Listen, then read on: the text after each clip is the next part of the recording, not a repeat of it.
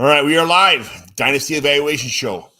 We are back better than ever. We got JT here. We got a in-person hockey draft tonight, which got about an hour and 40-minute drive to JT's house, JT's hood, to make that happen. But we're here to talk football today. JT, how did you do this weekend in your fantasy football leagues? It was up and down. I got off to a pretty bad start this year in most of my leagues, but I'm turning it around here. I got a few duds in there, mostly dynasty teams where I drafted really young and I kind of knew I would struggle. So don't feel so bad there. The rest of my teams, I'm doing pretty good. I got some 4-1 teams in there. I got some teams in the mix, a bunch of 3-2, 2-3 teams. But scoring wise, I'm right there. So far, not too bad. Did take a couple just close bad beats this week in some really close games. But hey, that's what happens in fantasy. I was trolling Chris Joel Smith because the one league I'm 100% like just trying to rebuild. Somehow I was 0-4, he was 4-0, and his team's pretty stacked. And somehow, some way, I ended up beating him this week. I'm like, what the shit? So I was by Nick's garage. Me and Nick made a video trolling him, put it on the league page, and then it's on my Chris right here. He is. Woo! There he is.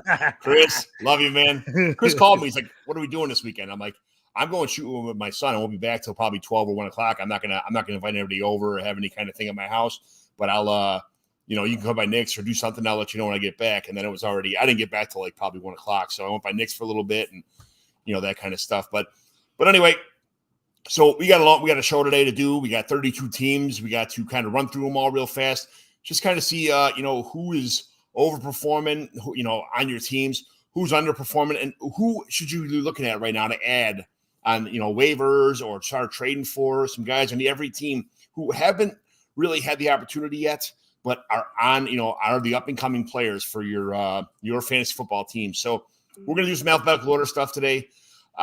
There's plenty of shows on Fantasy and Frames all week long for waiver wires, for injuries, for college, for betting, for everything else.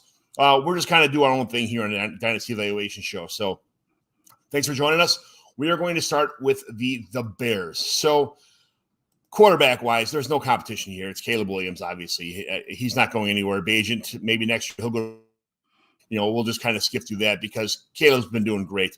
The running back situation of the Bears is kind of what I want to talk about here because Roshan he's got more touchdowns than DeAndre Swift. The attempt-wise, Swift has been he's got 74 to 25, so he's, triple the amount of Roshan stuff. Targets 19-5 for Swift. He's getting all the passing work. How worried should we? What should we be doing with Khalil Herbert here? Because he's somebody I'm targeting in all my leagues. I think he's going to get traded before the trade deadline to a team that needs a running back.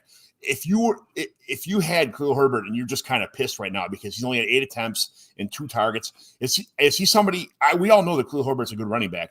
Is he somebody that I'd be targeting on my team right now? Or if you had a team that needed running back help, would you be going after Khalil Herbert?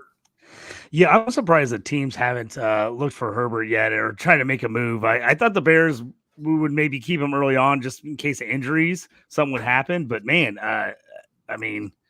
Homer's got a couple carries even in this year. So I'm surprised with all the different injuries and stuff that Herbert hasn't been moved to somebody yet. I like him. I think he's a solid back.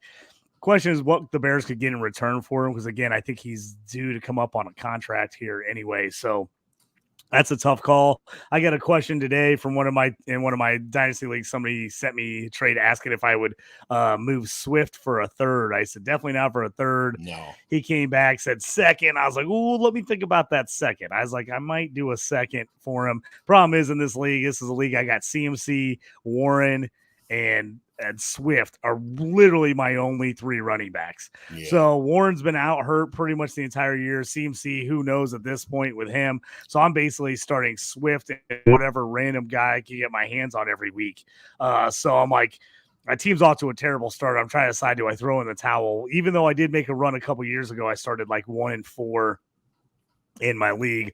And then I ended up finishing 7-6 to making the playoffs. So, and then I got all the way to the championship at 7-6. So I'm like, I don't want to just give up just yet because I do have a ton of injuries. I kind of want to wait and see if Cooper Kupp gets back, if T-Law can turn around. But man, these are that point in the year where you're looking in the face of 1-4, and you're like, is it time to bail on this year? Always a tough one in a dynasty. Would you trade an early third-round pick for Aaron Rodgers if you needed a third quarterback right now, or no? Is he not worth a dynasty third-round pick? It depends on how desperate I am. If I'm like, I think you have to give up a third to get him. I don't know if somebody will trade you lower for that. I got Prescott, T-Law, and Bryce Young, and those are my three quarterbacks. And man, if one of them goes down, I'm going to be SOL if Bryce Young doesn't play anymore. Yeah, that's a tough one because again, Rodgers has been okay, but it's not like I said this coming into the year, and I was just like, he's not gonna be an awesome fantasy QB this year. He's just not. Like that's not the way this team's built. The way he is, they want to play defense. He's gonna be okay. He's not gonna be lights out. And you're seeing right now 1,000 yards, 7 TDs, 4 interceptions, about 218 yards a game, 60% completion. Yeah. This is kind of what I figured. I mean, he's going to be okay, but he's not. There's not going to be a lot of weeks where you're out here and like Aaron Rodgers is throwing for 300 plus and 4 touchdowns and winning you weeks. So that one's a tough one for me. Just a trade question in the middle of the show. We just like to interrupt, or start with crazy. We just get crazy right here, right? Yeah. Why not? The wide receivers on the Bears. Romo Dunze's got 15 for 29, 206 yards. Keenan Allen's got 10 for 20 for 81, but Allen's been hurt for a couple games. So right now, are you trading low for Keenan Allen? If I don't have to give up too much for him, I'd take a chance at it. Obviously, whoever's got him's frustrated. I've got him in quite a few leagues. 6 targets last week is nice, but only 3 completions for 33 yards is, I mean, his tops on the year, 4 for 29, 3 for 19, 3 for 33. I mean, that's brutal. His top yardage is 33 yards. His most catches is 4 in a game. Obviously, he has been banged up, but you're hoping this is not that point where, a guy goes to a new team after a really successful career, and then all of a sudden he just falls off a cliff. And I'm starting to worry a little bit about that with Keenan Allen because I thought he would be really good on this team. Cole Kmet's not a league winner at tight end, but we know he has boom bust weeks. So if you need a tight end, and somebody's sick of his boom bust antics, that's fine. It is what it is. But he's just someone that I'd like to have on my team as a backup, but definitely not one of my starting tight ends. Like you see, he has boom bust weeks, and we don't like boom bust players in Dynasty. We like guys who produce, but he's on the field a lot. That's the one thing. He's the only tight end that's getting pretty much all of the work at tight end. So that's someone who you got. If you have him on your team, you don't want to trade. It hurts to trade guys like that away, but don't buy him for anything more than probably. What would you even in a tight end premium? What would you pay for Cole Kmet? Oh man, that's so tough. I can't see myself giving up more than a third for him. Right. It's just like you start getting higher than that. You're like, oh, you think of all some of the guys coming up next year that you could get in that range. But I think, people aren't going to just give them away either. I don't, anybody that's got him, I don't think it's just going to be like, yeah, sure. A random 4th for Kmet. I don't think people, they're not going to give him up for that. Yeah. Right. So I think I'm going to have to at least a third. We do have a trade here though, John. Let me pull it up for you. Thanks for Chris. Send this one over. Garrett Wilson and Tracy from the Giants for Pickens and Hubbard.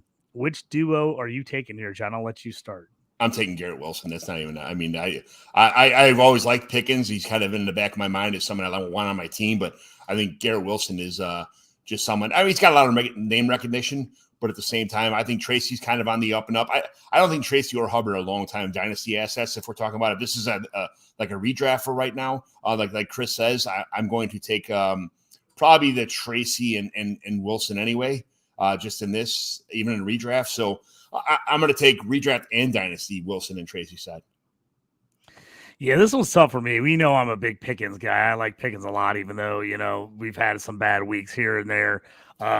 Wilson, again, the Jets have been a little up and down. Obviously, coming off last weekend, you're at the high with Garrett Wilson with 13 catches for 101 and a touchdown, after he's not been great this whole year. For me, I'm probably going redraft. I'm probably going Pickens Hubbard here. If it was dynasty, I'm probably taking Wilson because I just think he has the best value of anyone in this group. But redraft, I'm probably taking Pickens and Hubbard. I like what Hubbard's doing for Carolina. I think he's going to stay in the mix. Tracy had a good game last game, but I think it's Singletary's backfield when he comes back. So that has me a little bit more worried about Tracy, whether it was just a 1 week wonder where he had a great week and then he's going to go back to second or third string again at running back. So I'm probably going Pickens Hubbard here, but I could see you taking Wilson because I think Wilson's probably the best asset in this. So that's a toughie. That one's close. That's a good trade. Anytime I'm not 100% sure, I think it's a good trade back and forth. The biggest thing I have here is the quarterback situation. If nobody else comes to the Jets, I'm much more happy to have Wilson than I am Pickens. Pickens is going to be a boomer bust with Justin Fields at quarterback. So, and I'm not, even if Russell Wilson does get the chance, I don't Pickens going to be peppered. Like everybody thinks he is. He's not really producing like I think a lot of fantasy people expect him to produce. So, Tank Dell breakout week. Maybe.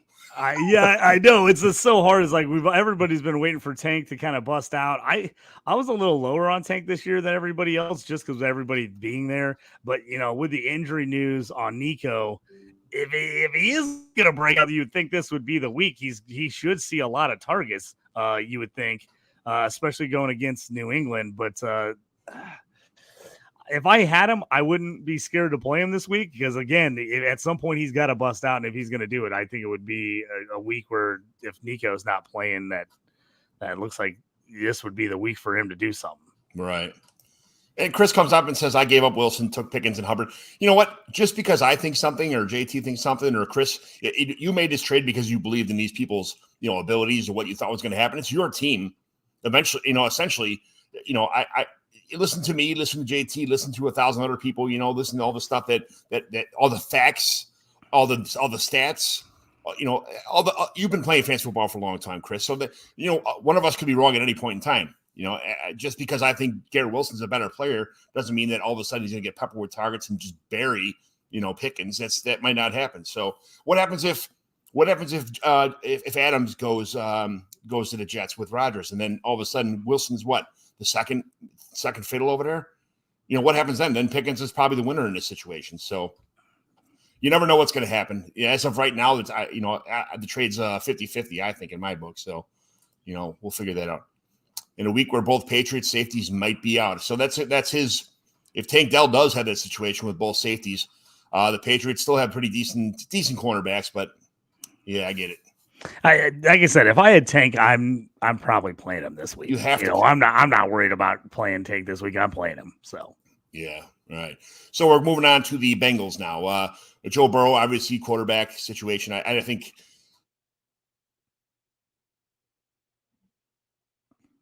It's just is what it is. The big problem here is the Zach Moss and Chase Brown. Is Chase Brown going to take over this backfield sooner than later? What do you think? I know you're a big Chase Brown. I've been a Chase guy all year. I thought he should have won it from the beginning. I've been playing him everywhere. I like Chase. Moss, I think, is a solid player. I just don't think he's a RB1 personally. He's a decent guy. I like Chase. If I can get Chase, I'm going to get Chase. I just like Chase Brown. I just think he's a more athletic, more explosive player. Yeah, you can see on 41 attempts, he's got more yards than Zach Moss is on his 57 attempts. So he had 16 less attempts with 15 or 20 more yards. Both have the same amount of touchdowns. Receptions are pretty close too. I mean, Zach Moss has a ton of yardage because he took one to the house. I think they're pretty equal. I think Chase Brown has the inside track for the long term, the better season in him, and then the rest of the team, Chris Evans. Everybody else on this team I wouldn't even touch. It's going to be the Chase Brown, Zach Moss backfield, unless one of these guys gets hurt, and then you see this Khalil Herbert trade to a team like this. This is a team that could probably use a new injected running back in the system. Then T. Higgins struggled a lot this year. You saw Andre Iosivas, Jermaine Burton hasn't really done what we thought he was going to do. But is Jermaine Burton a buy for you? Because I heard a lot of crap about him in the college, not taking any kind of teaching, kind of being a locker room cancer kind of thing like that. And in the NFL, there's been rumblings of that too. And there's smoke, there's fire. Is Jermaine Burton a buy or a sell for you? It's tough if you're selling him because you probably took him early third round would be my guess if you took him.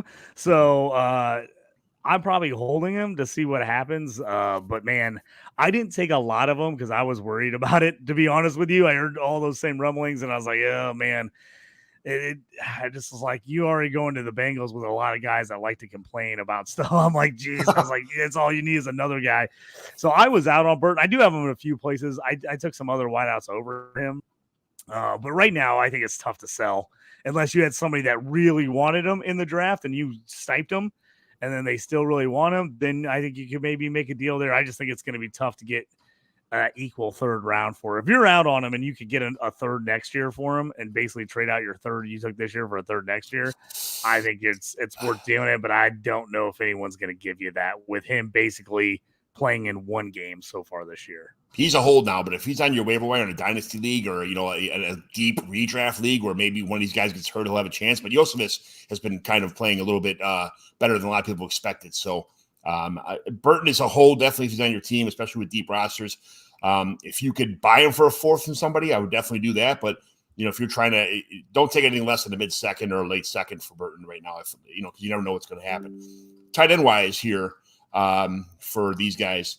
We're talking about Mike Gesicki's he looked pretty good. He had a couple of touchdowns. He had actually 2 touchdowns called back that were touchdowns. It was really, really, really fine line, fine tooth comb BS that kind of took him away. But Eric All, I think, is the future of this team. If Eric All's in your waiver wire right now in a dynasty league, JT, what are you doing with that? Oh yeah, you got to grab him. I mean, if even in like redraft, he's almost playable right now just because the tight end situation's been so bad. Now, he didn't have a great game last game, only 2 catches for 10 yards, but I've got All in quite a few situations. I think he ends up being the future for the Bengals there. So if you can grab him, definitely grab him. We got Brandon with a hot take. He says, my hot take, Bengals need Soleil to come in and fix their defense. If he's the defensive coordinator, maybe. I don't know. I don't think the Bengals would want him as the head coach. He's got so many issues with the Jets there. But, if he gets fired in New York, I don't know if that's not a terrible hire there if he'd come over to the Bengals. But, yeah, the Bengals need help on defense. I like a lot of their personnel. As I've said on our IDP show quite a few times, I like a lot of the guys they got on defense, but it's just, man, they just don't have a great unit that they can keep it all together. And I got burned. I told everybody not to play Hubbard this week. And, of course, he gets a sack for a safety and he gets a fumble recovery for a touchdown. So that one was my bad for anybody that followed me on that one. I deeply apologize. I mean, it's a lot of these guys, these coaches like Robert Saleh. I bet you, going to a team that already has a big firepower offense, why wouldn't you hire a guy like Saleh?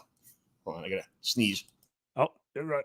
Yep, and Brandon's right. Yeah, Brandon says defense coordinator for sure. Yeah, I actually don't mind that move on defensive coordinator. I've said it many a time. I just think there's a huge difference between being a coordinator and being a head coach in the NFL. And being a coordinator is all about the X's and O's and stuff. Being the head coach is more about managing players, egos, coaches. There's just a lot more involved with it when you're a head coach. And I think some of these guys are awesome X's and O's guys, but they don't necessarily have the makeup to be a head coach in the NFL just for all the other things that it takes.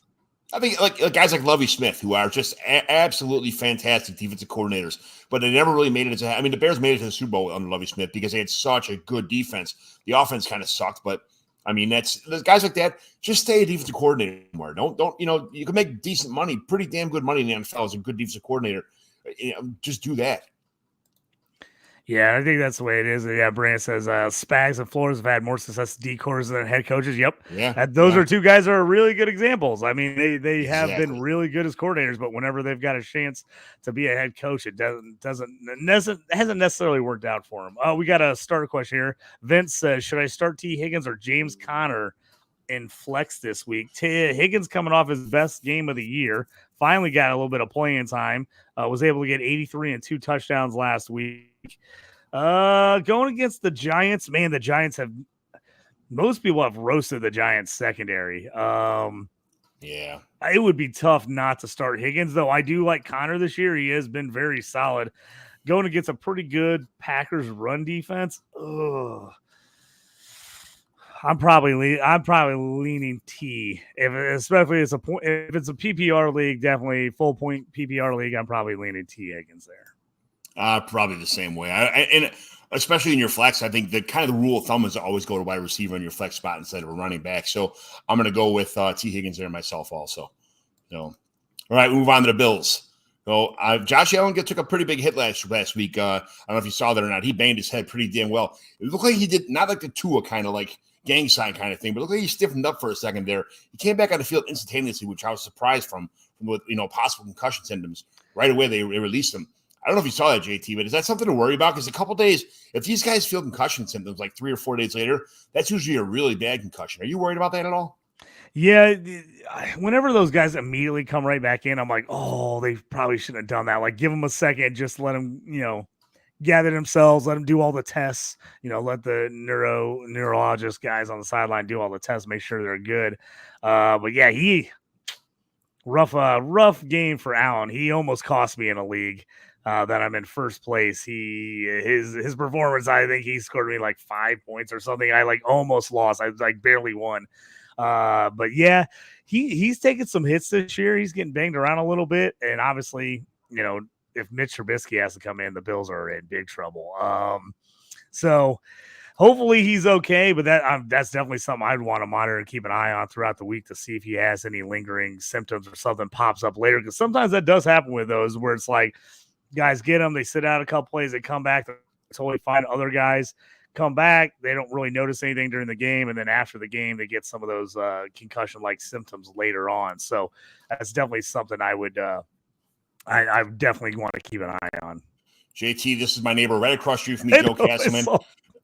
That's all he does is talk. This guy's awesome. He's got a great TV setup. I put it on Twitter almost every week. He's got the TV for just the Bears because he loves to watch commercials and waste time. But he's got the Red Zone also, so we can sit in there and watch the Red Zone. But Joe is awesome. How dare you be Spurs? I'm the biggest Lovie Smith man in the world, Joe. You know that. Come on, get out of here. But I love Lovie Smith, man. He is one of the, like we talked about before, just one of the best defensive coordinators in the league. I love Lovie his whole entire career. Loved him everywhere he goes. He got us a first round pick by getting that 2-point conversion against your Colts. Absolutely awesome, Lovie. Joe, I love you, man. Joe did not want to watch football with me this weekend. I tried going over for Monday Night Football, and he's like, "No, sorry, shop's closed, man." So I'll be bothering you next week. I'm off again next week, Joe. Warm out for the weekend. Yeah, so there's Joe. All right, so the running back position for the Bills. I am targeting guys like Ray Davis. I know you've been talking about Ray Davis way more than I have, but still, it's James Cook here, and then you got Ty Johnson. Ray Davis has been getting some work. He's got 26 attempts already for 75 yards and a touchdown. Even a part of the passing game, he's got as many receptions as Ty Johnson, who's kind of known as a little bit as a receiving back. He's got some receiving prowess, but I'm not sure Ray Davis has the potential to be, if James Cook went down, what do you think Ray Davis could do in this offense? Yeah, I think Ray Davis would be awesome in this offense if James Cook went down. I mean, obviously it's James Cook's job. He's looked really good. I mean, I've never been a big James Cook guy, but he's looked pretty good this year. You haven't seen a lot of work out of Ray Davis, but what he has gotten, he's looked decent. He looks like he's the comparable NFL running back. So I like Ray Davis. You can go get him. I've got him in damn near every league I can. I think the one league I didn't have him in, Chris got him in our league, and then I ended up trading for him later. So I got him anyway. But yeah, I like Ray Davis. Like I said, he's going to be a sit and wait guy right now. Definitely again, as long as Cook is healthy, you're just not going to get much out of Ray Davis. That's just the way it is. I thought this would be a little more 50-50 or 60-40 entering the year, but Cook's played so well that they've just kind of stayed with him. Yep. And then the game scripts haven't necessarily gone the Bills' way a lot of games this year where I think they've thrown a little more than they probably wanted to. So I think that's been some of it as well. So, but I do like Davis. I think if there's an injury to Cook, Davis would immediately have low RB1 upside. Yeah. Then we got the receiving core. Because his potential when he's on the field is enormous. And he gets banged up and he can't play sometimes. And then, he gets bad matchups. I don't know why Khalil Shakir just can't put it together sometimes. But, Keon Coleman, if you have him, you're going to have to start him every week at flex at least because he's on the field all the time. He's the new Stephon Diggs in this offense. He doesn't play like Stephon Diggs yet. He's only 5 games in his rookie season, but he's got tons of potential. A lot of guys didn't like Keon Coleman coming out of the draft. I was a fan of his. Then you got like Mac Hollins, who you saw did pretty well last weekend. Curtis Samuel, whatever. There's not much else on the depth chart besides these 3 guys. So Coleman, you saw that fluky touchdown he had this week. Caught it, almost went out of bounds, and then ran like 50, 60 yards for a long touchdown. That's going to happen when you're on the field a lot. You're going to make plays like that, especially when you're a playmaker like Coleman is. Are you worried about Josh Allen just in general? I mean, going back and look at the stats, I mean, he was most people's 101 pick in most drafts. Yep. He's only got 2 200-yard games this year. He's got 3 games under 200 yards. His highest game of the year was that Jacksonville game where they rolled him.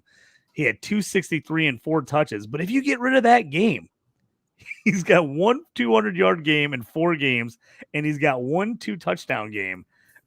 Well, he ran a couple touchdowns. 1 and 0. So he had 2 touchdowns in the opener against Arizona and doesn't have a rushing touchdown since then. So he's basically had 2 solid games and 3 pretty terrible games.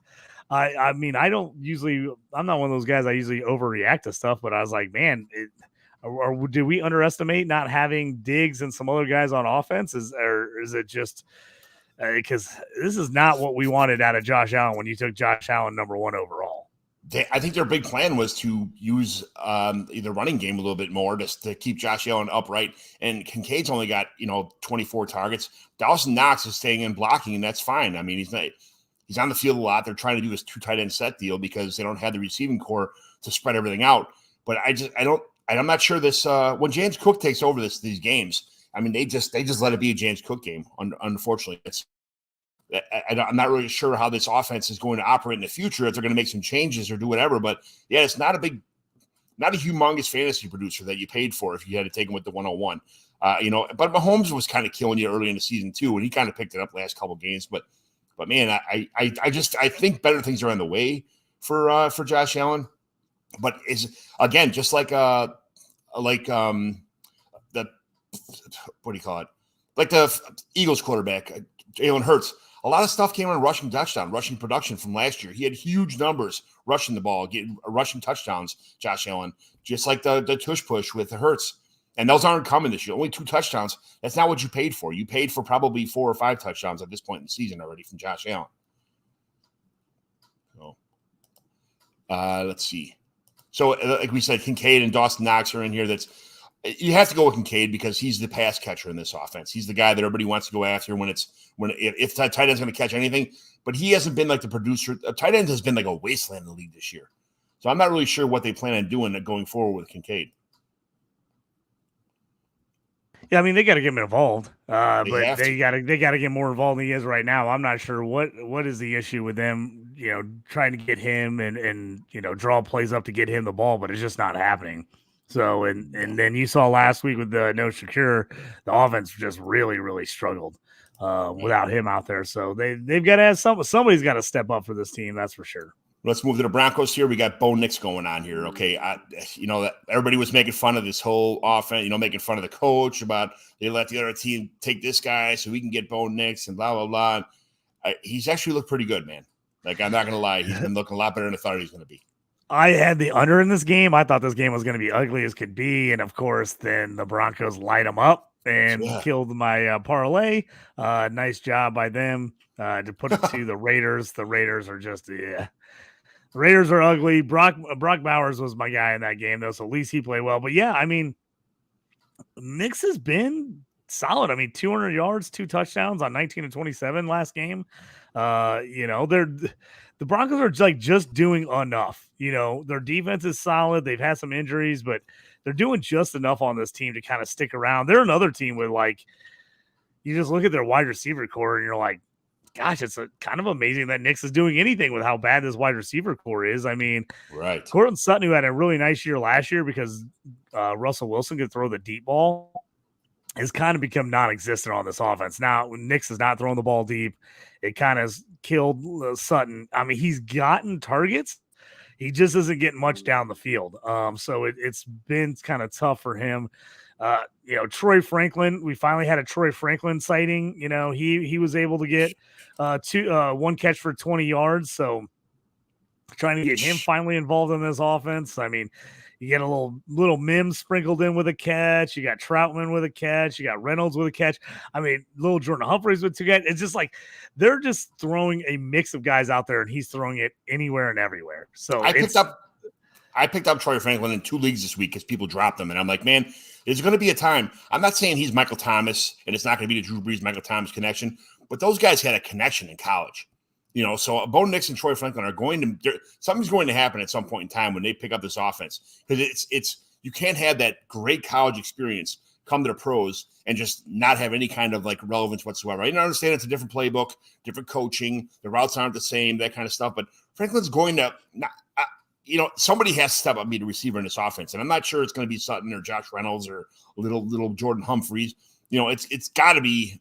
Troy Franklin at some point in time is going to be the guy. If you have him on your team, don't drop him right away, man. I know he's not doing very well, but he is someone like he's the guy that is not on people's rosters right now. Do not drop him. Don't even if I would trade if you had him, would you trade a 4th round pick for Troy Franklin right now? Ooh, that's a toughie. I think that's about right. If I was going to take a stab at him, I'd give up a 4th for him. If somebody took him, they probably took him probably in the 3rd.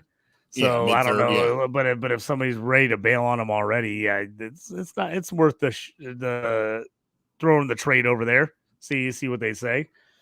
But I would take a chance on him. I mean, again, if he had like a bunch of studs in front of him, you're just like, oh, there's no way he's going to get in this lineup. But he doesn't. I mean, he's got little Jordan Humphreys in front of him. Like, at some point you're hoping maybe it just like clicks, I mean, we forget sometimes these guys are rookies. Some guys pick up stuff right away. Other guys, it takes a while, but he's got every opportunity on this team with his college QB to make you something happen. So I think he's worth a shot. It's obviously been ugly. And if you drafted him, you're not happy right now, but I think also we tend to get way ahead of ourselves on these rookie wide receivers. I mean, we'll have the blow-ups like the Marvin Harrison Jr.'s and the Malik Neighbors that look awesome.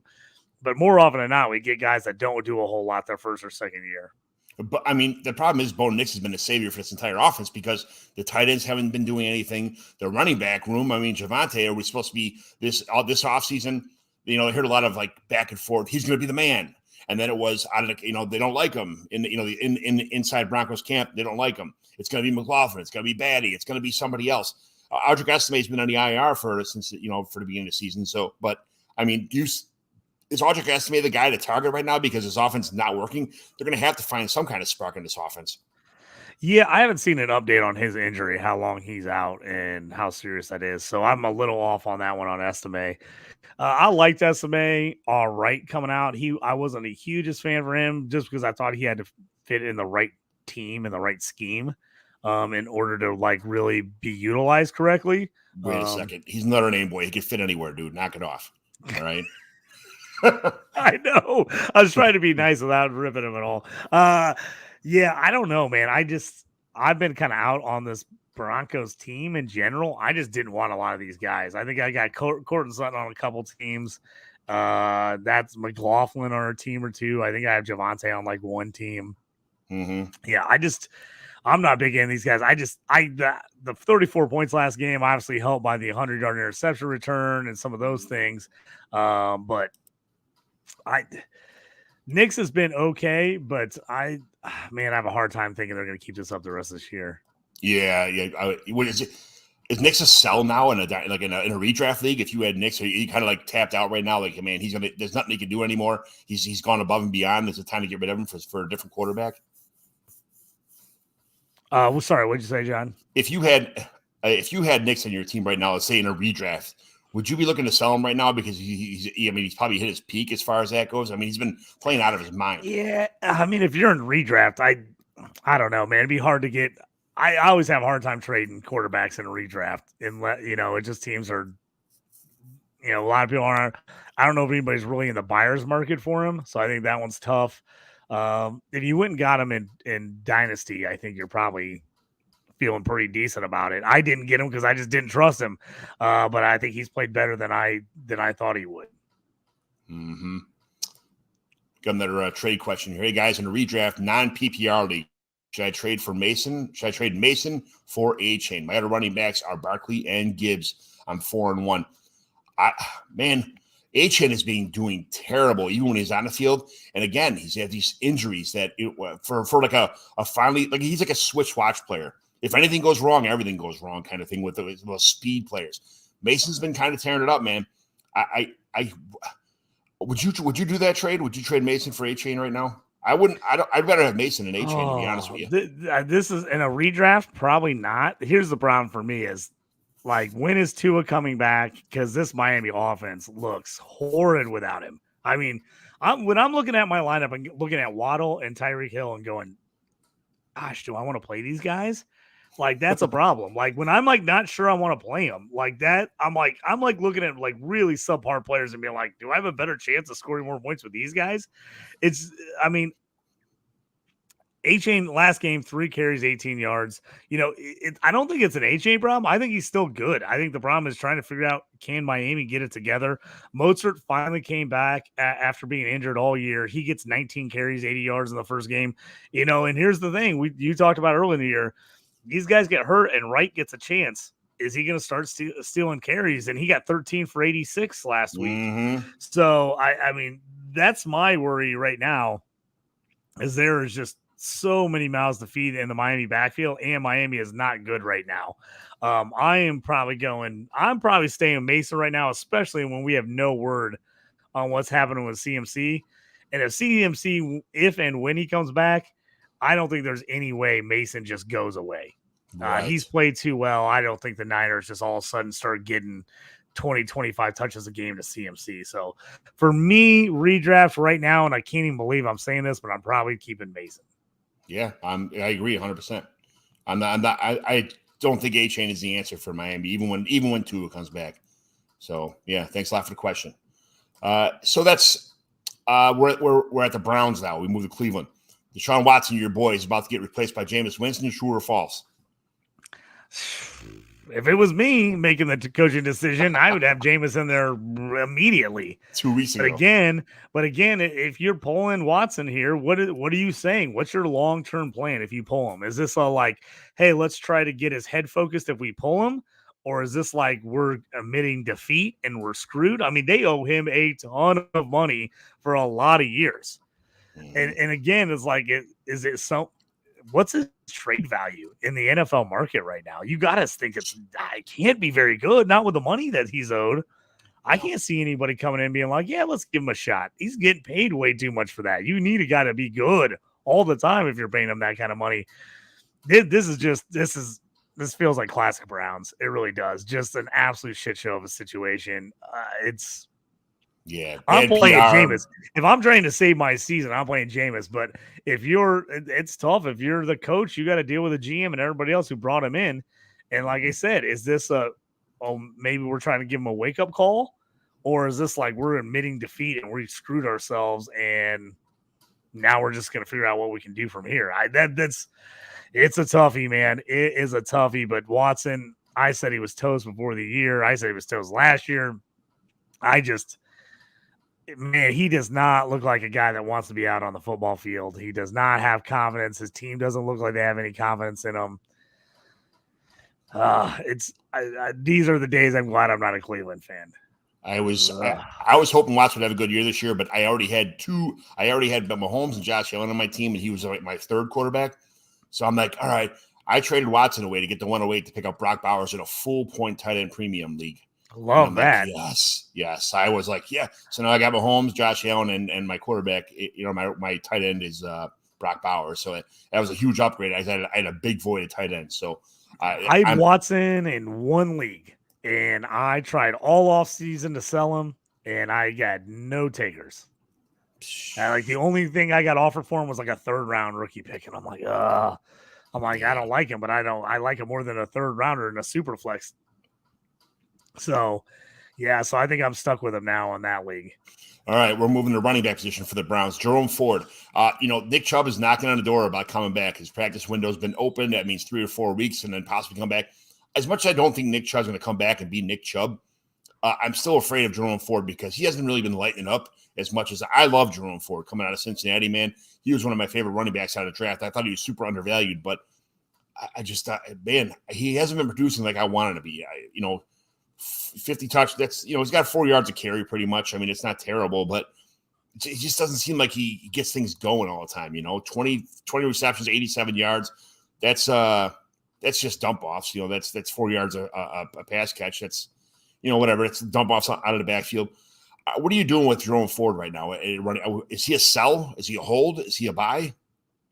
That's a toughie. I actually think Ford is pretty decent at this point. The problem is the Browns keep getting down in games. They want to run the ball. They keep getting down and have to pass the ball. It's totally killing their game script.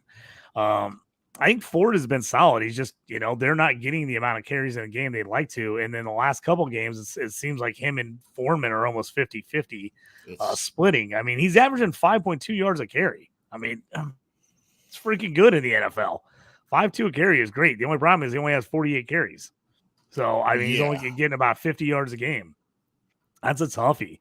I mean, if you could up him about 5 or 6 more carries per game, you could get him in that 70, 75 yard range a game, and he'd be really good and playable.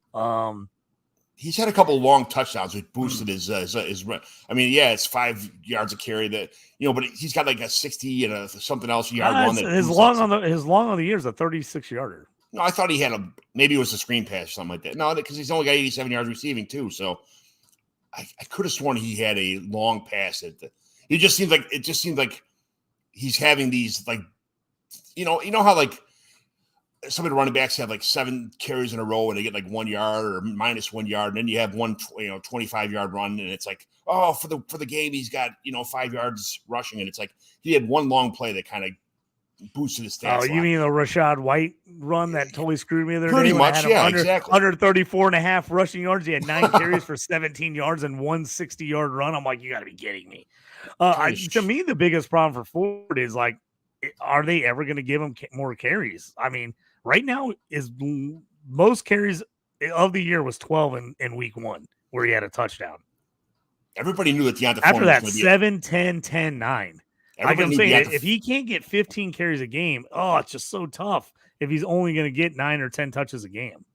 All right, so everybody knew Deontay Foreman was going to be a thorn in the side coming into the season. Everybody knew that. And people were kind of up and down about Pierre Strong, what he could eat into.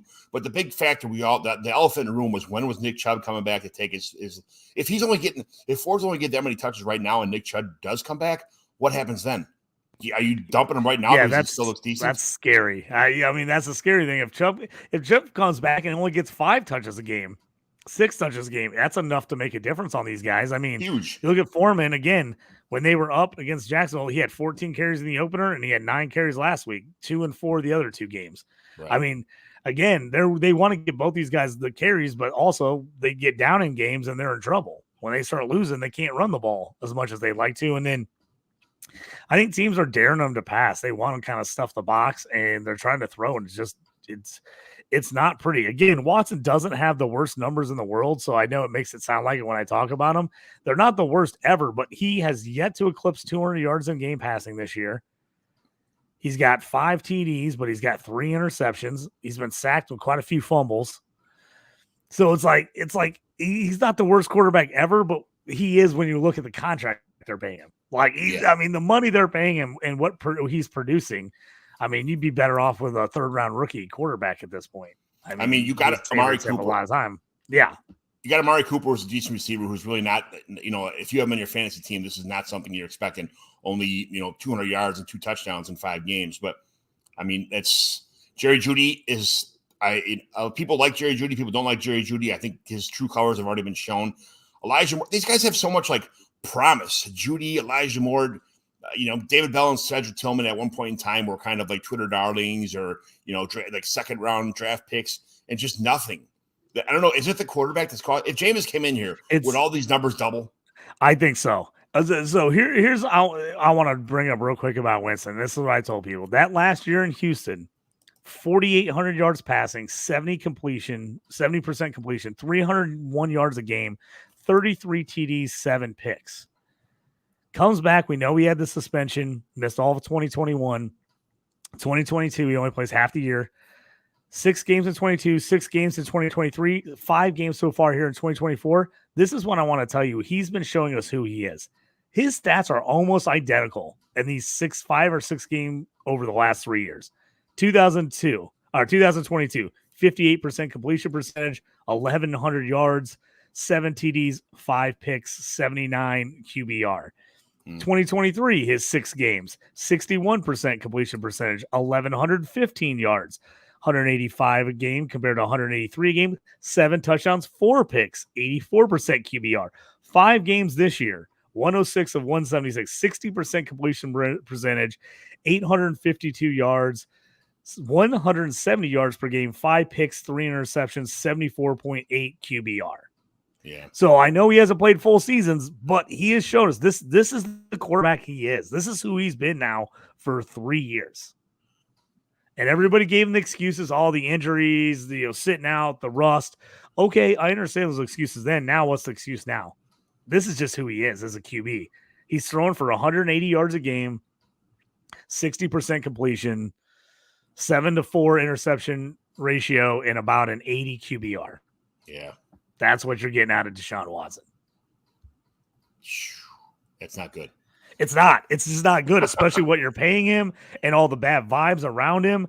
I mean, if it's me, I'm going Winston. We got to say Joe jumps in. If Winston comes in and they double their INTs too, not just I don't know.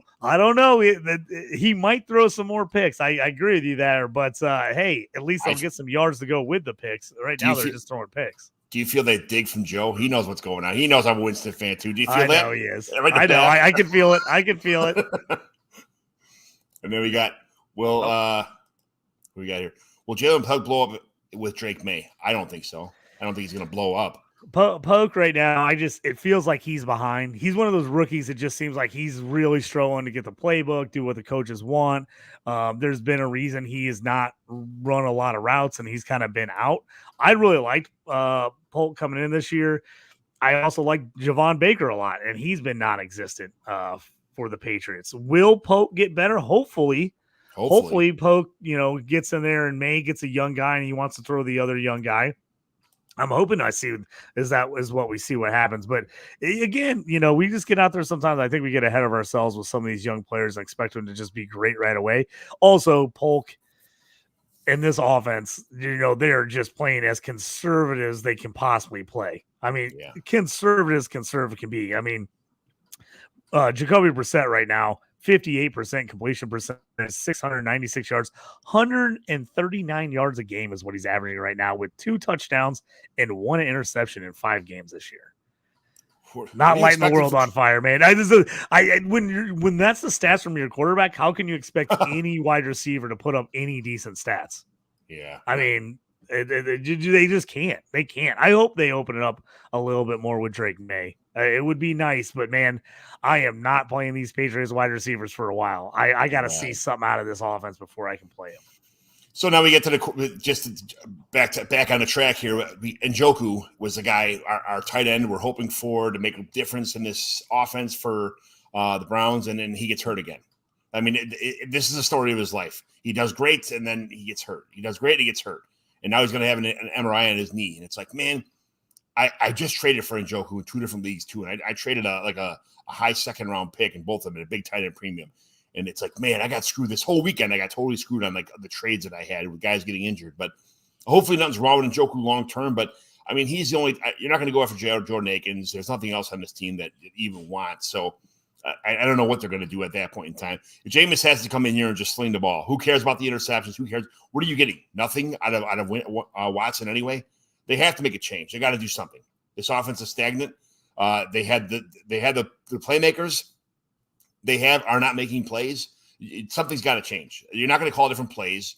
Watson's just getting killed back there. So I'm kind of done with the whole Watson experiment here myself. So I can only rant so much about that. And I can only wait for cross my fingers and get Jameis Winston in the games myself too. And you know that also. But all right, so we're going to go to Tampa Bay next. Baker Mayfield. Not playing out of his mind like he did last year, but I mean, pretty damn good. I mean, Baker's been impressive. I'm going to say it's been nice to see these guys land in spots they actually fit in and kind of make, the Geno Smiths and the Baker Mayfields and the Sam Darnolds are finally getting their opportunities to shine when they were kind of like, I don't want to say laughing stocks, but kind of put in bad situations before. Baker might be playing himself into a long-term contract, so a longer-term contract anyway than what he's even got right now. And then you had touched before about Rachaad White and the Bucky Irving experience. Even your boy Sean Tucker had a good, maybe getting some special teams love might get your back. Got a nice kick return there. Love to see that. Yes. He tweeted out. I retweeted it, of course. It was a great return.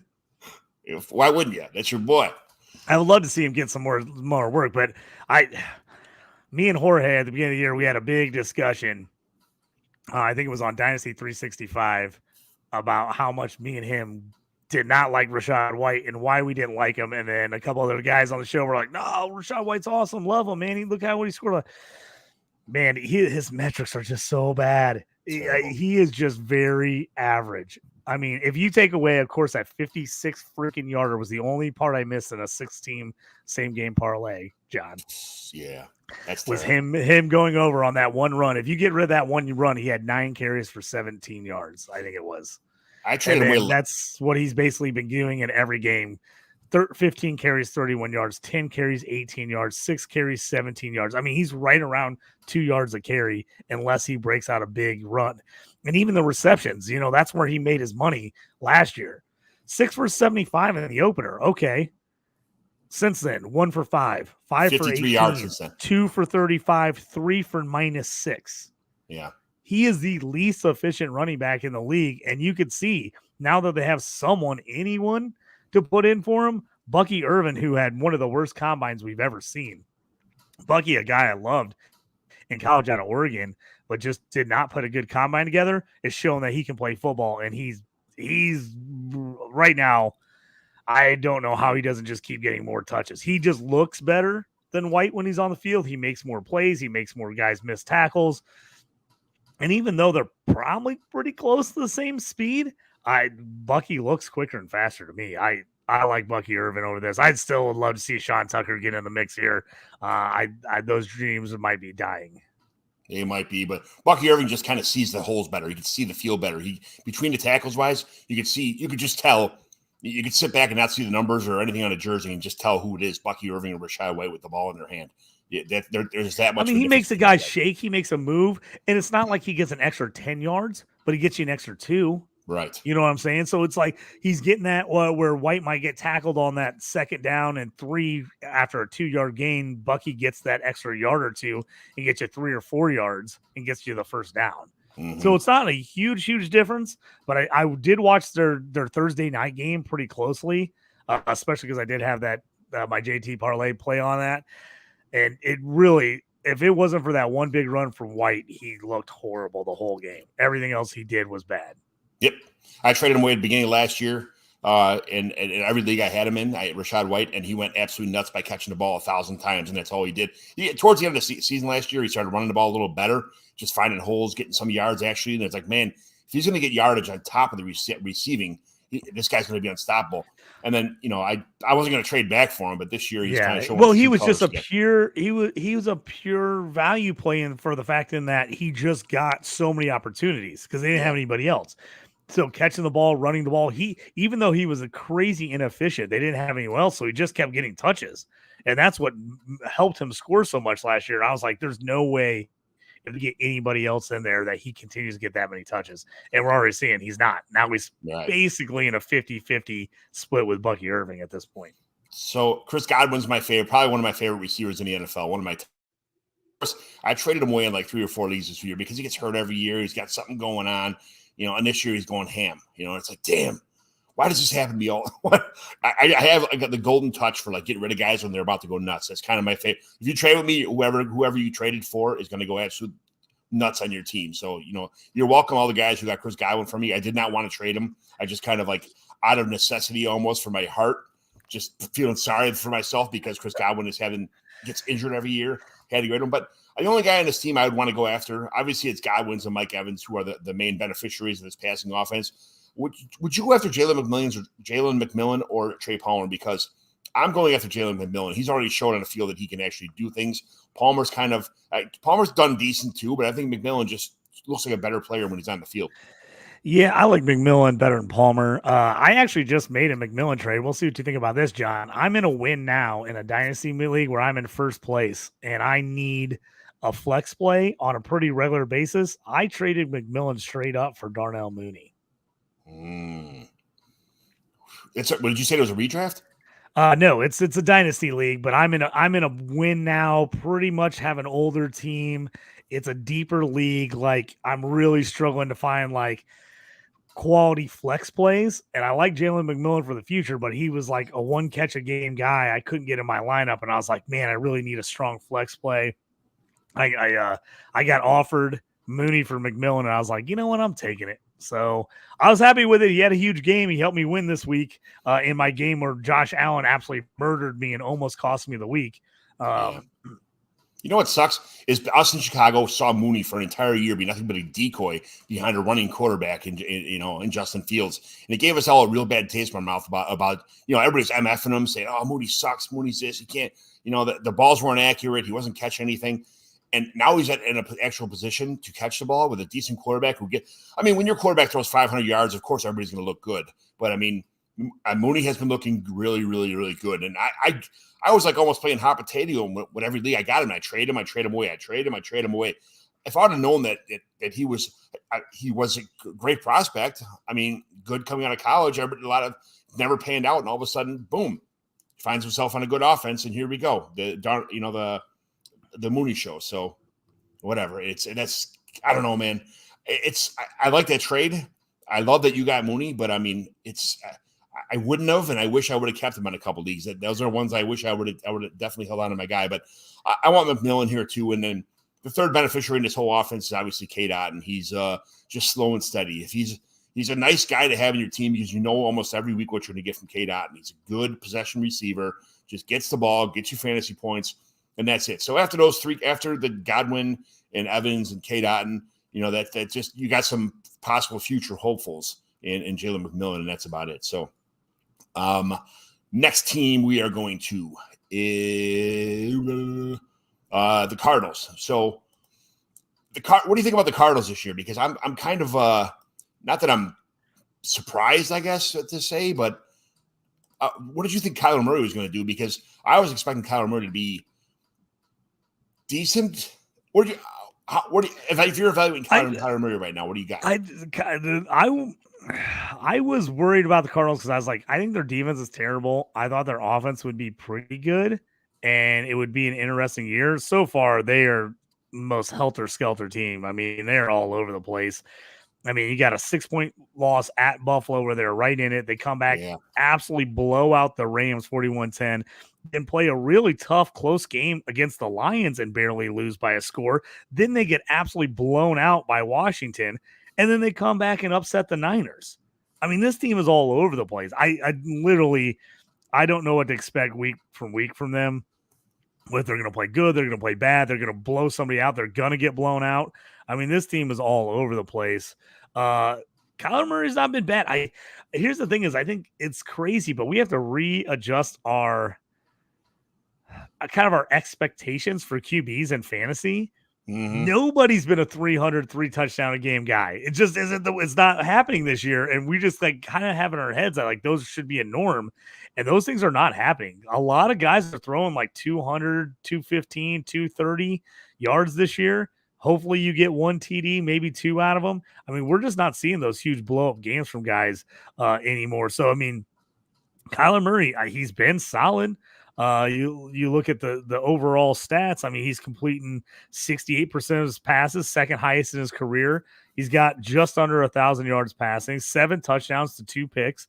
Pretty solid. He's under 200 yards passing at 194, but that kind of seems to be, the league average right now. And then running the ball, he's having his second most productive rushing season. Right now, he's on pace to his 2020 year where he had 819 yards and 11 rushing touchdowns, 51 yards a game. He's right now sitting at 49 yards a game, 10-7 a carry, and he's got 1 rushing touchdown. So the rushing upside is there. It's his best rushing performance we've seen. Right now, he's already got more rushing yards this year in 5 games than he had in 8 games last year. Mm-hmm. And he's more than double the way to the 11 games the year before that. So if you got Murray and you get, especially if you get in a league that gets bonus points for running backs that run the ball, he's actually looking pretty solid for you. So I'm in a couple. I was in a ton of rookie drafts this year, and it was either Trey Benson or Jonathan Brooks at the end of my first round. And I went back and forth. I think I'm not sure. I think you got him in Babies and Boomers, and I know, and Brainiacs. I got the other one. Back and forth. When is Benson going to start producing? Man, I thought he would. I thought this was going to be a little more of a 60-40 split, maybe 65-35, and it's been all James Conner, who's looked pretty. He's had one bad game against Detroit where he had 9 carries for 17 yards. Other than that, he's either got you a touchdown or pretty solid yardage every week. I think Benson's still going to work his way in, but I'm actually a little shocked at how little he's been used. The game against Washington, 9 carries for 50 yards was his best outing this year. As far as the most attempts, with 9 and 50 yards was his most. I think they're going to continue to work him in there. Question is, did he do something? Because after that game against Washington, he was an active scratch. He just didn't play. He was active for the game against San Francisco, but they didn't play him.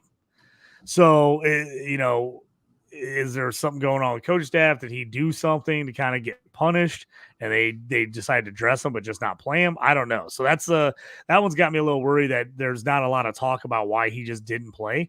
I'm hoping he continues to work in there, but James Conner has been a nice surprise. I traded him away in the league and I'm kind of upset about it.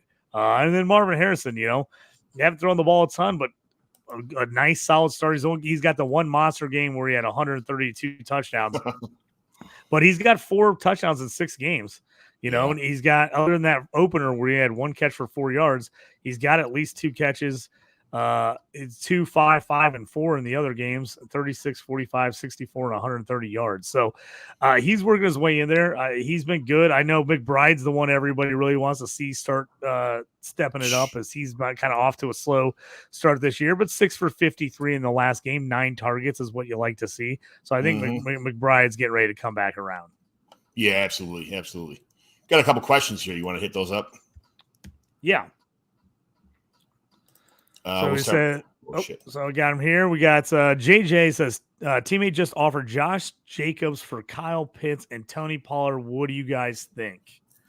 Is this, first of all, is this PPR? Second of all, is it tight end premium? Things like that. I think Kyle Pitts is not a sleeping giant, but I mean, he can't be as bad as he's been to start the season. I traded away. I called you. I'm like, JT, is this a real trade right now?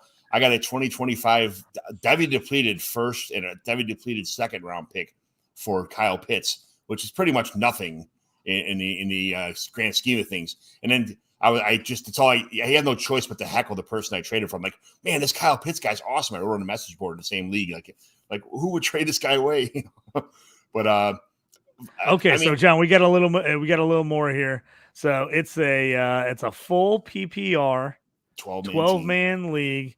JJ's saying I've got Laporta and Kincaid, so I don't necessarily need Pitts. Okay. So he doesn't necessarily need that. It's a full PPR, so no, it doesn't look like a tight end premium. Do you take Pitts and Pollard, or would you rather hold Jacobs here? That's a little bit of a tough call. I like Jacobs. I like Jacobs way more than I like Tony Pollard. Tony Pollard's been pretty damn good, but Jacobs is on a kind of a smoke and mirrors contract too. I mean, after this year, I think it's all like shit cannibal. So, man, if you don't need to get rid of Pitts, I mean, I guess I would hold him and try to add something to Pollard and something else. Well, he's asking. He's saying he would get Pitts and Pollard for Jacobs, but he's also already got Laporta and Kincaid, so Pitts would be his third tight end. At a non-tight end premium, I don't know if I want to carry 3 tight ends like that. I'm probably Jacobs on this one. It was a higher tight end premium. I'd probably make the move just in case, just with Kincaid not getting the touches this year, but it's been so tough at tight end.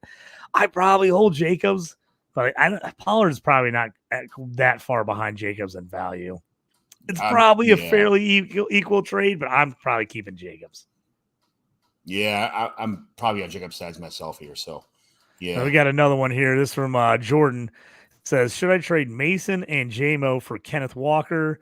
If not, who should I trade Mason for, or should I just sit and wait? I got AJ, Tutu, Higgins, Kamara, Henry, Roshan, Braylon, Rico, and Justice Hill. This is a full PPR 12-man league, Jordan's league.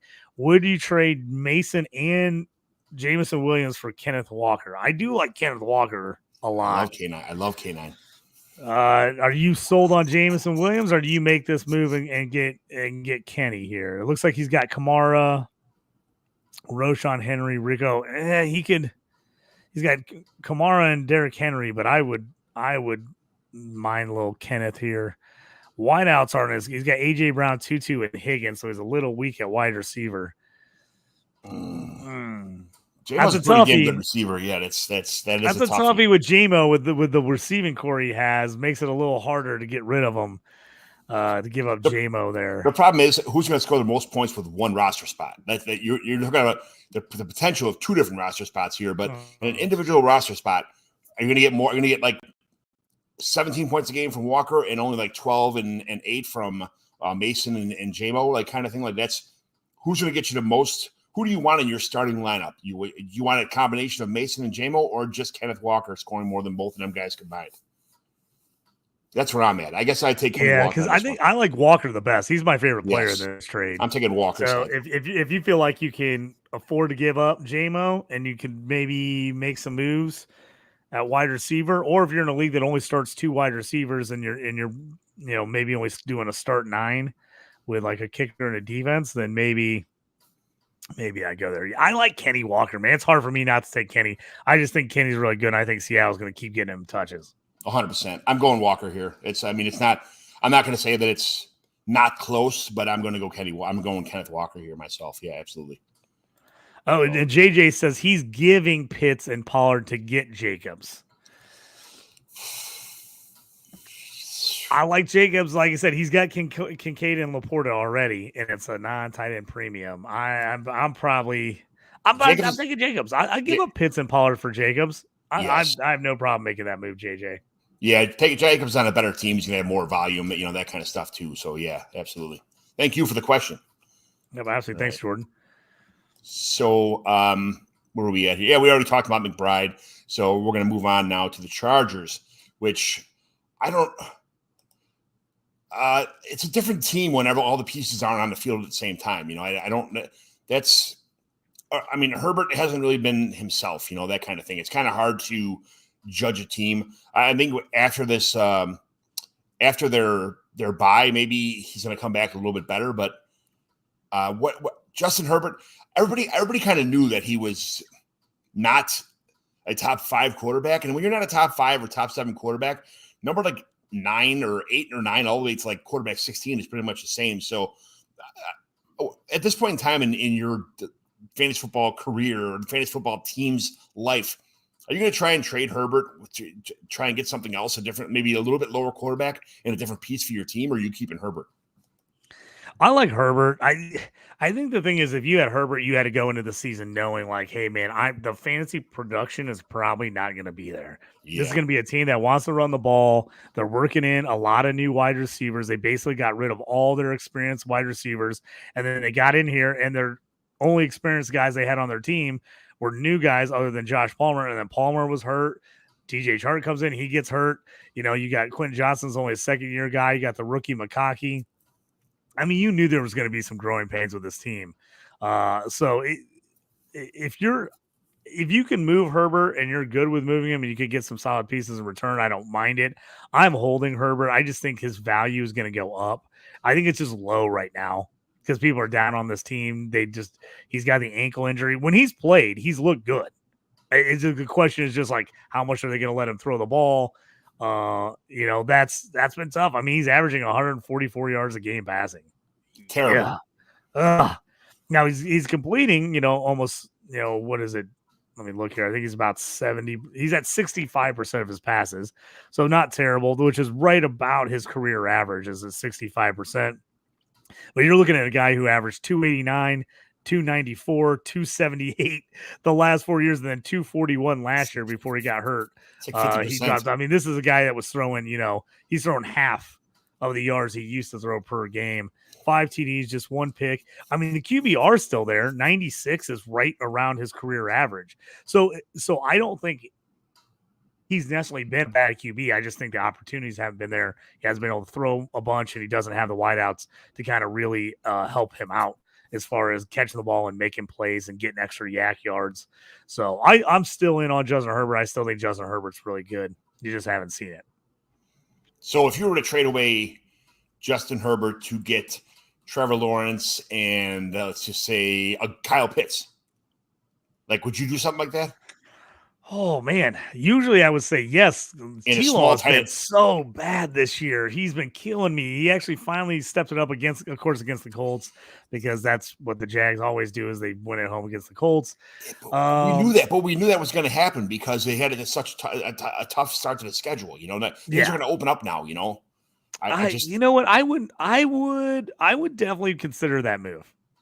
They say it's in a 1.5 tenant premium, nothing crazy, nothing like or a 0.5 tenant premium. I think T-Law and Herbert are pretty much right neck and neck for me, dynasty wise ranking. So if I could add a little extra to it with a Pitts, I'd probably do the Pitts side just to get the extra. Because I think Herbert, to me, Herbert and Trevor Lawrence are neck and neck in dynasty QB rankings. I'd be trying to make those kind of trades all day if I had Herbert. Yeah. So okay. So the running game is Dobbins, who went nuts. He went absolutely crazy for a week or two, and then he's coming back down to earth. Gus Bus, the receiving core, when you got Quentin Johnson was your big gun. He's supposed to be everything. He's not. The McConkey is absolutely fantastic. He's starting to come on. Josh Palmer, I think I traded for Josh Palmer in like 7 leagues last year for like late thirds, early 4th round picks. And then, man, he just hasn't produced at all. 7 receptions for 70 yards. I know he's been out for a little bit, but I was expecting him to. I kind of rolled the dice on Josh Palmer as the rebuilding teams, like a wide receiver 3 that I could trade away if he started busting out. And he's just sitting on my team right now, wasting space, and it's like shit. And even their tight ends, they got Will Dissly, Hayden Hurst. This team is not really built for even if Herbert had the opportunities, I don't think he could, because they don't have anything. They don't really have a lot of weapons on this team. Yeah, I was hoping Palmer would have a nice little breakout. I was hoping if he could do like his 2022 season where he was 70 catches, 700 yards, 3 TDs, if he could just improve on that a little bit. But yeah, it's been a rough start. I still like Ladd McConkey a lot. I think Ladd's going to be really good if he can stay healthy. I think he's going to be really good. So I'm all over McConkey.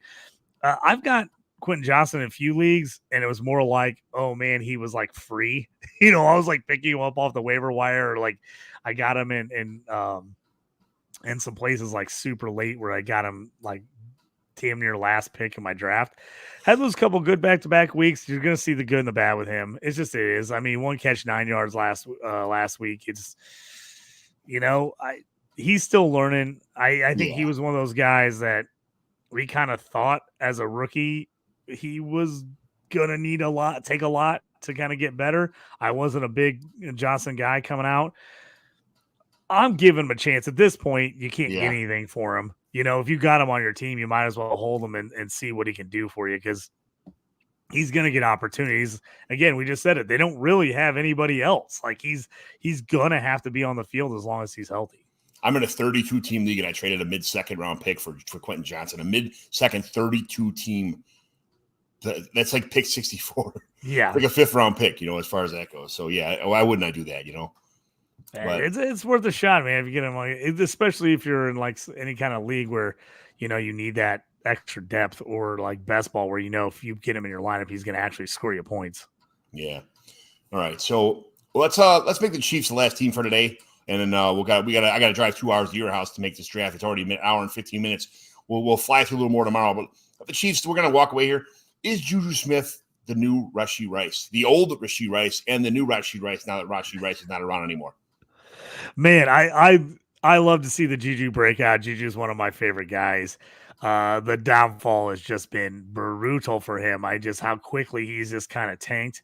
So it was great to see him have that big game, 7 catches, 130 yards. Here's the thing is this going to be every week for him? I would definitely think that's it was before. No-go. It was before. I don't know. I mean, even when he was on their team before, he had some really nice excuse me, he has some really nice games, but he wasn't, just blowing up every week. This is just that it's the Chiefs team. Mahomes is going to move the ball around. Mm-hmm. He's going to get it to different people. They're going to have different people have big games.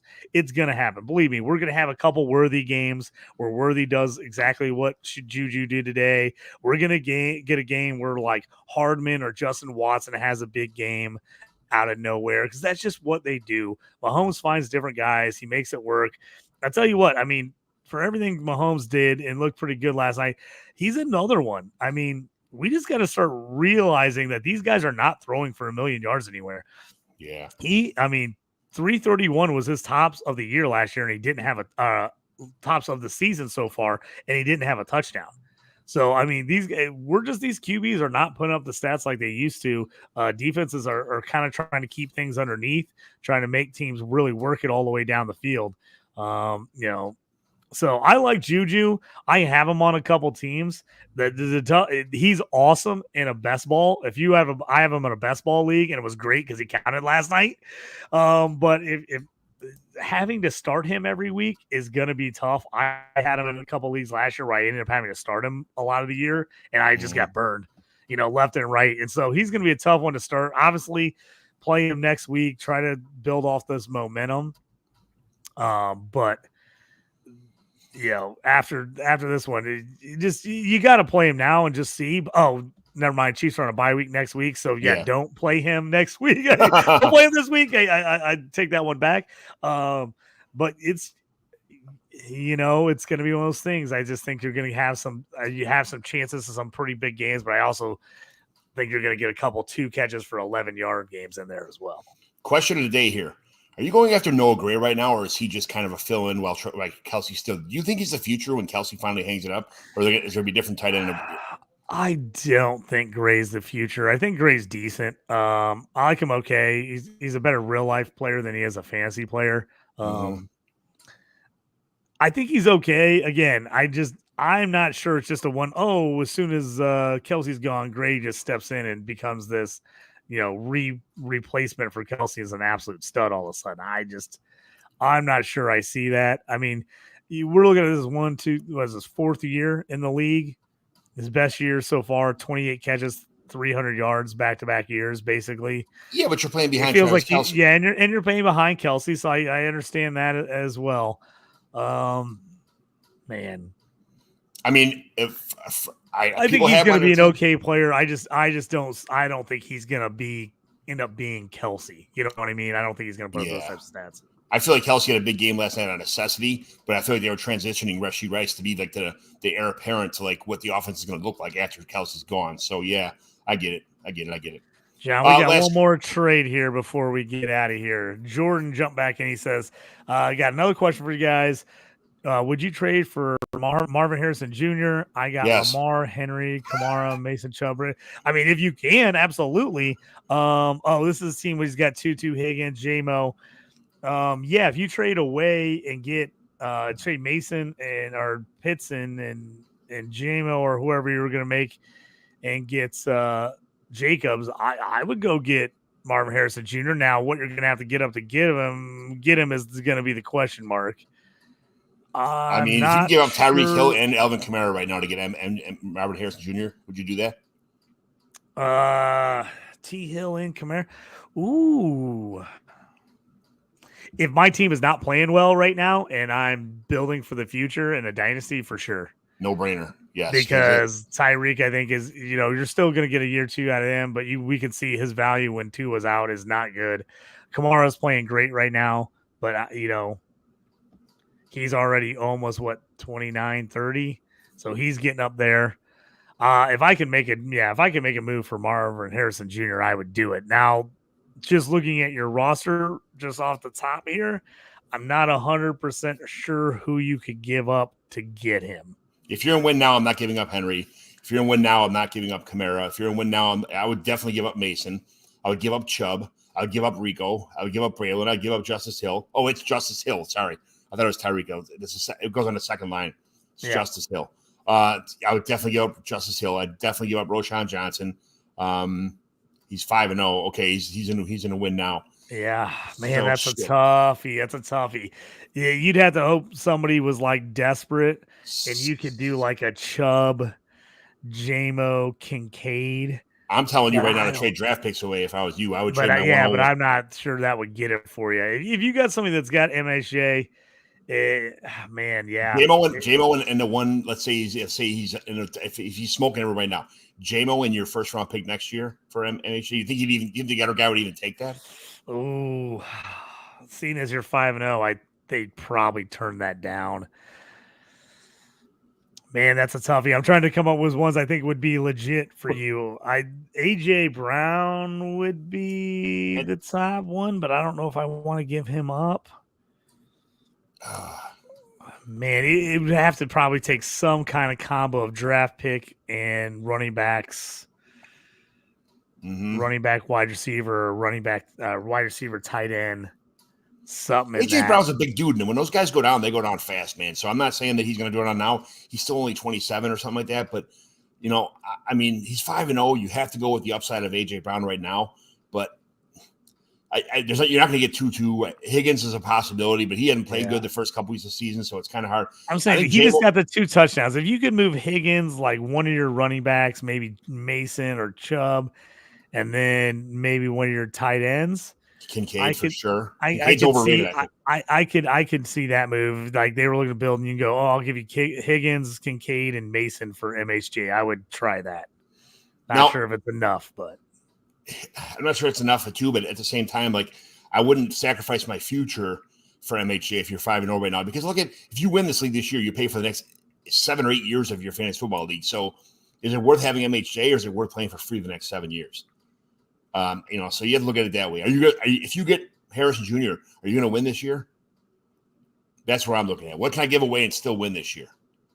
So he hasn't been blown off the scoreboard. A couple combinations here, but I do whatever. If I'm in a dynasty league, I'm going to do whatever I can to go after a guy like Marvin Harrison Jr. So good question. All right, JT. I'll see you tonight. I'm driving a little bit of drive, grab some food, and then I'll see you at we got some hockey tonight. We do. Guys, thanks for joining us today. We're trying to fly through these, but it's kind of a quarter season report, a third of season report kind of thing. I like doing these shows, just kind of touch and see where we're at, what guys you usually be picking up. We'll finish this tomorrow at some point in time, hopefully get another hour show out of it, and then we'll call it a day. So thanks for joining us tonight. I will talk to you later.